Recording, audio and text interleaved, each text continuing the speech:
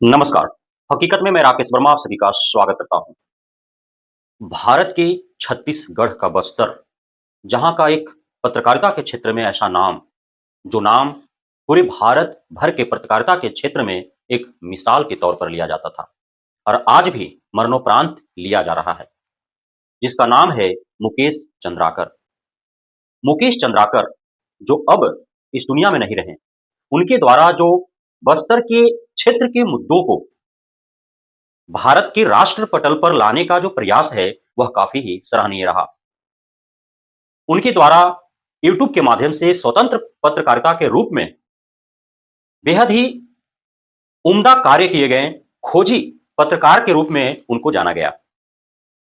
YouTube पर, Facebook पर, Insta पर, एक्स अर्थात ट्विटर पर उनके द्वारा खुद का अपने नाम से और बस्तर जंक्शन के नाम से चैनल बनाए गए और उस पर उन्होंने रिपोर्टिंग किया। बस्तर के सभ्यता, संस्कृति, परंपरा से जुड़े हुए उन्होंने खबरें चलाई।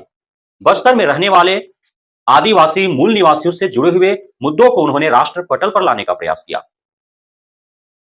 छत्तीसगढ़ सरकार, चाहे सरकार भाजपा का हो या कांग्रेस का हो, हर सरकार में की गए कार्यों के अनियमितता को उन्होंने उजागर करने का प्रयास किया और इसी क्रम में उनके द्वारा बस्तर में एक ठेकेदार के द्वारा सड़क निर्माण किया गया, जिसमें घोर अनियमितताएं बरती गई, उसका उन्होंने खुलासा किया, उस पर उन्होंने रिपोर्टिंग की, जिसका खामियाजा उनको भुगतना पड़ा और उन्हें उस ठेकेदार के द्वारा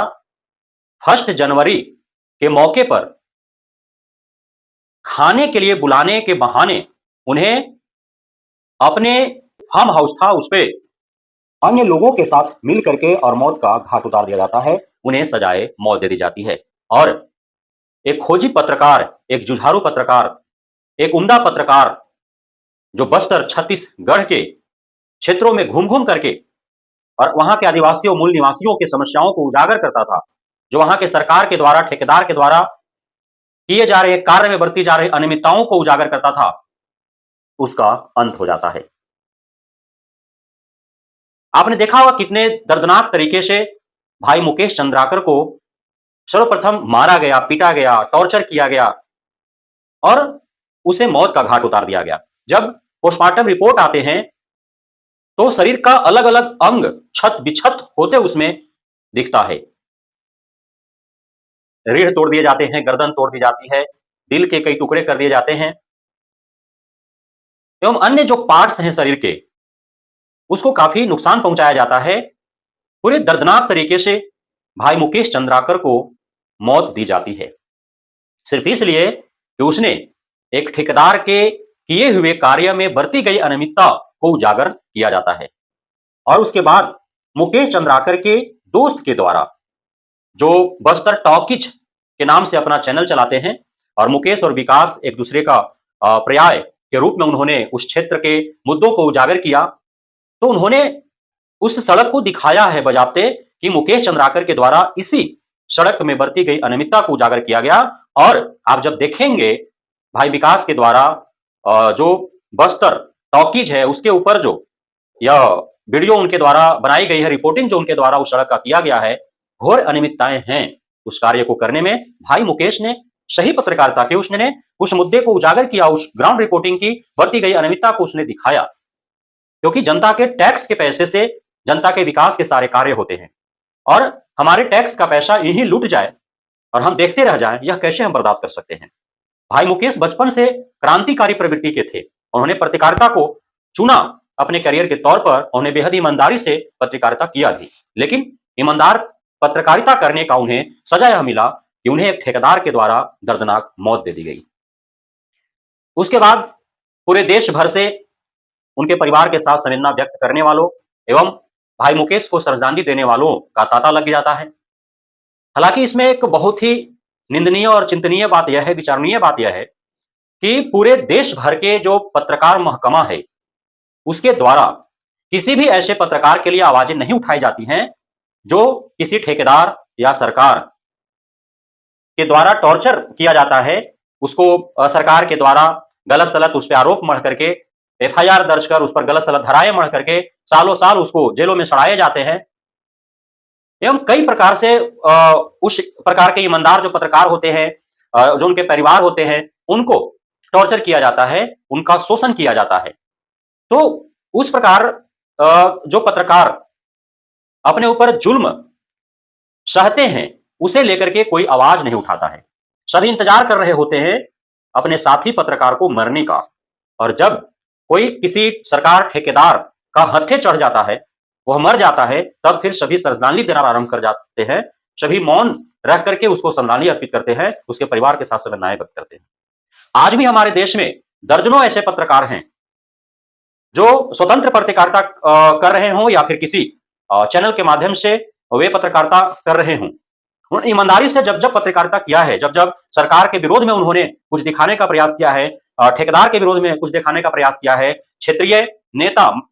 के विरोध में, क्षेत्रीय जो प्रतिनिधि होते हैं उनके विरोध में कुछ दिखाने का प्रयास किया है, तब तब उन्हें इसी प्रकार की सजा दी गई है। या तो उनके ऊपर गलत सलत धाराएं लगा करके झूठा आरोप मढ़ करके उनको सालों साल जेल में सड़ने के लिए मजबूर कर दिया गया है, या फिर उन्हें जीने के लायक नहीं छोड़ा गया है, मौत के घाट उतार दिया गया है। और पूरा पत्रकार महकमा शांति से इस पूरे तांडव को तमाशा के रूप में तमाशबीन बंद देखते रहता है। ऐसा आज भी हो रहा है। यदि आज भी पूरा पत्रकार महकमा सजग नहीं हुआ भाई मुकेश चंद्राकर के मौत के उपरांत भी, तब इसी प्रकार से पूरे देश भर में पत्रकारों को मारा जाएगा, उनको जेलों के पीछे रख करके सालों साल सड़ाया जाएगा, और पत्रकारिता के क्षेत्र में ईमानदार पत्रकारों को दूर दूर तक खोजने से भी वो मिल नहीं पाएगा। और ऐसे ही गोदी पत्रकारों, झूठे पत्रकारों के बलबूते सरकारें बनती रहेंगी, बिगड़ती रहेंगी, और हमारे देश के ऊपर इसी प्रकार से महंगाइयां थोपी जाएंगी। ऐसे ही हमारे टैक्स के पैसे को लूट करके और इमारतें खड़ी की जाएंगी नेताओं मंत्रियों के लिए कार्यालय के नाम पर। भाई मुकेश चंद्राकर का जो त्याग, समर्पण, जो बलिदान,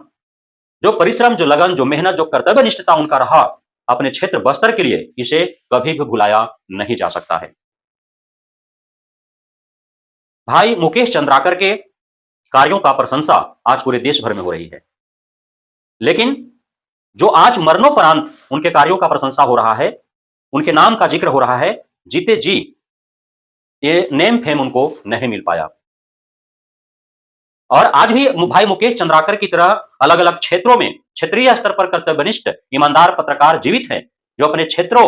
के मुद्दे को उठाते हैं, अपने क्षेत्रीय लोगों के मुद्दों को उठाते हैं, लेकिन उसे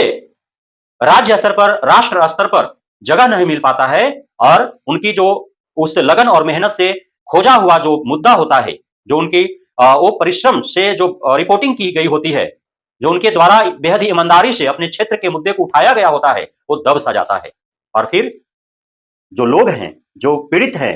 वो यूं ही उसी प्रकार भुगतते रहते हैं, मजबूर रहते हैं, और उनका कोई समाधान नहीं निकल पाता है।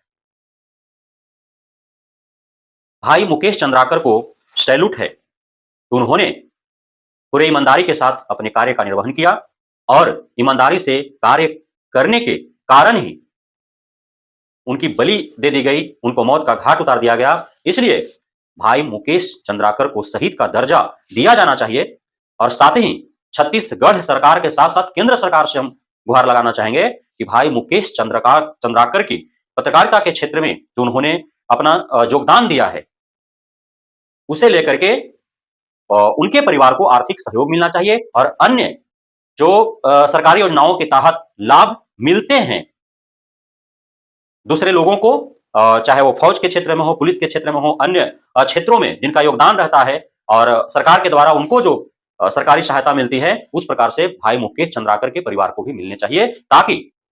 उनके पर जो परिवार है उनको आर्थिक सहयोग मिले और वे अपना भरण पोषण कर सके।